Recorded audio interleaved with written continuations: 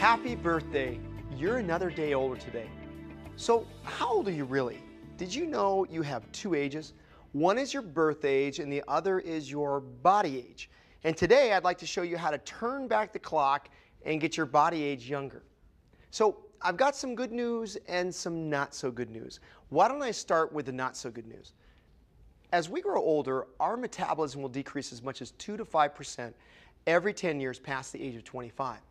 Believe it or not, as our body composition changes, we seem to be getting softer as we grow older. And the average American will gain approximately 1.5 pounds of body fat every year past the age of 40. Our cardiovascular fitness declines rapidly past the age of 45, and our coordination, our muscular strength, they all decline as we grow older. But researchers now know why the aging process is accelerated. We lose one thing and one thing only, muscle tissue. And that's primarily because of inactivity. Let me give you an example of this. When I was 19 years old, I was playing collegiate football. I injured my knee severely to where I had to have surgery, and I had to wear a cast for 8 weeks. I couldn't move the limb for 8 weeks. Well, next to not moving it, the worst part was when I had an itch. Whenever I had to scratch, I couldn't get my hand down there, so I literally would take a hanger or a stick just to scratch my leg. But 2 weeks after not moving my limb, I could take my hand and I literally could scratch the top of my thigh. 4 weeks after that, I could literally take my hand and go all the way down and scratch my knee. 8 weeks, I could take my arm and go all the way down inside the cast and get down to my ankle and scratch my ankle. And believe it or not, when the doctor took the cast off my leg, I looked at my limb and I didn't recognize it. It literally looked 99 years old. In 8 weeks, my body had aged that much, 80 years in just 8 weeks. My body fat increased, my energy plummeted, I felt physically weaker. You name it, my aging process accelerated dramatically just because of losing muscle. Once we stop using our muscles, we begin to lose our muscles, and this significantly affects our body's ability to lose weight and keep weight off. But here's the good news. Recently, researchers have discovered that regular resistance training strengthens and preserves our muscles along with strengthening our bones, ligaments, and tendons. So you may be wondering, what equipment should I use when performing resistance training? Well, you can use a number of things. Dumbbells, barbells, even your own body weight. How do you perform resistance training? Well, believe it or not, there are different ways to do resistance training. I'll give you an example of this. One exercise, you may have seen this before, is just an arm curl. This is a great exercise for strengthening the bicep. This is called an isolated resistance training movement.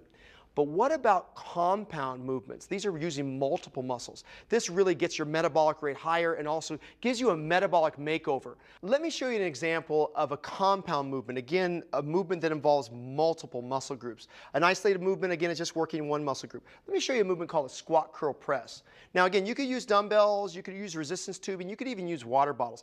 Anything that causes your muscles to adapt. First thing you want to do is position yourself, feet about shoulder width apart, bend your knees a little bit, take the dumbbells or again whatever you have in your hands, bring it up into a curl position, then you're going to lower down into a squat, stand up into a press. And again, notice we're doing 3 movements in one exercise. Again, a curl, flex the bicep, go down into a squat, up, and then into a press. Imagine doing that type of exercise. You're going to get your metabolism really working for you. So the question you may have is, how many repetitions should I perform? Well, with the 4-3-2-1 program, you'll be performing as many repetitions as you can over a 1-minute period. Within the minute, your repetitions will vary between 10 and 15 reps. A good rule of thumb, though, is if you can't do 10 repetitions with good form, the weight's too heavy. If you can do 12 to 15 easily, the weight's too light. Remember, don't sacrifice good form for speed.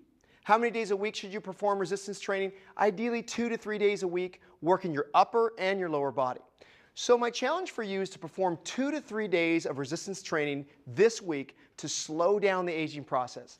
Just as aging is a challenge, I'd also like you to write down your challenges to moving your body on a regular basis. Is it lack of time, injury, motivation, you don't like to sweat, or maybe it's something else? Take some time to think about what are some of the personal challenges and then write down any ideas you have to help you overcome them. Also, I'd encourage you to share this information with someone else. The good news is you already look younger. Here's to being strong, fit, and turning back the clock. I'm Sean Foy, encouraging you to move your body, fuel your life, and win the day. Here's to a new you.